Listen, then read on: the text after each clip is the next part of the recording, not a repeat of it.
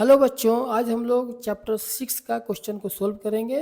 First question है जिसमें आपको राइट स्टेटमेंट के आगे राइट का साइन और रॉन्ग स्टेटमेंट के आगे रॉन्ग का साइन लगाना है। ठीक है।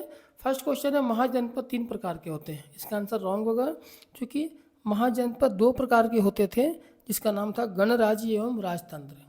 नेक्स्ट क्वेश्चन है उत्तर वैदिक काल में पशुपालन का महत्व कम हो गया था। सही है, क्योंकि उत्तर वैदिक काल में पशुपालन के स्थान पर कृषि का महत्व बढ़ गया था। नेक्स्ट क्वेश्चन है 4 आश्रमों का विवरण सर्वप्रथम जाबालोपनिषद में मिलता है। ट्रू है। नेक्स्ट क्वेश्चन है उत्तर भारत 14 बड़े महाजनपदों में विभाजित था। इसका आंसर रॉन्ग होगा क्योंकि उत्तर भारत 16 बड़े महाजनपदों में विभाजित था।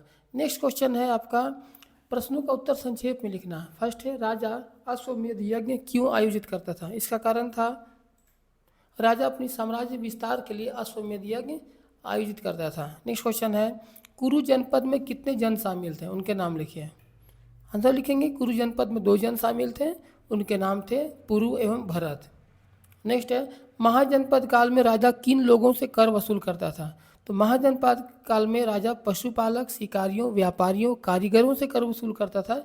इसके अतिरिक्त भी कर देने के तरीके थे जिसमें लोहार, बुनकर, बढ़ई, सोनार ये सब उपकर के रूप में राजा के लिए एक दिन का काम करते थे।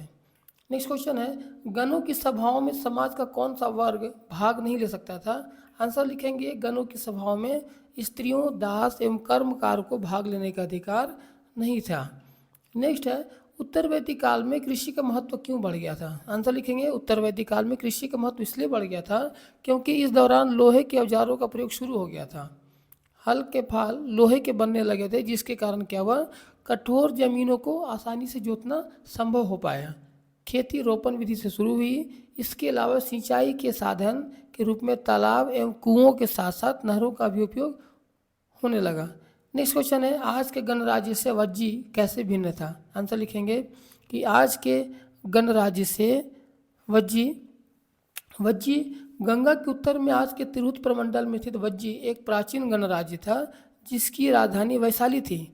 यह आज के गणराज्यों से कई मायनों में भिन्न था, जैसे कि यह एक परिषद के द्वारा शासित होता था, सामूहिक निर्णय लेने पर जोर देता था और जनजातीय संरचना के अधिक लक्षण को प्रदर्शित करता था। नेक्स्ट क्वेश्चन है मगध सबसे महत्वपूर्ण महाजनपद क्यों बन गया था। आंसर होगा मगध को सबसे महत्वपूर्ण महाजनपद बनने के कई कारण थे। फर्स्ट में हम लोग लिख सकते हैं यह गंगा बेसिन में स्थित था जहाँ गंगा और सोन जैसी नदियाँ बहती थी।